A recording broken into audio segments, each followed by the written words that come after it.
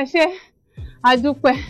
ẹ̀yin olólùfẹ́ lórí ètò Miliki Express máa wò pé kí ló ń dùn wá àtọjọ́ Monday láti bẹ̀rẹ̀ kì í ṣẹ́jú Orísun ló pé ọdún 4 lónìí ṣé wàá rí ọ̀rọ̀ ayọ̀ tó wá sí wa lórísun kò wá ní wọ́n nílẹ̀ yìí náà bí bàbá mi Dayọ̀ Kújọrẹ̀ ṣe kọrin wípé ọ̀rọ̀ ayọ̀ ò ní tán nílé gbogbo ọ̀rọ̀ ayọ̀ ò ní tán nílé gbogbo.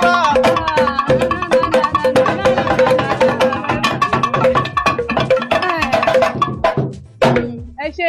mi ṣe lórin àwọn dáàdì mi Dayọ̀ Kújọrẹ̀ ló kọ orin yẹn pé ọ̀rọ̀ ayọ̀ ni tán lè gbogbo agbègbè yín tẹ́wọ́n wà nílé lóko níjákèjádò ilẹ̀ Nàìjíríà ọ̀rọ̀ ayọ̀ ni tán nílé gbogbo yín láṣẹ Èdùmàrè yẹn lèmi Ọládùnjọ Olúwatóyìn ọ̀nà onígbà fi kí n káàbọ̀ sórí ètò Miliki Express tọjọ́ tòní kò easy òyìnjó náà ni àmẹ́yìn ara lé ẹ jẹ́ ká máa bẹ́ tó lọ ẹ jẹ́ ká dókè lọ ètò Miliki Express tó ṣe kí ni ó ṣì kọ̀ǹtínú bóyá.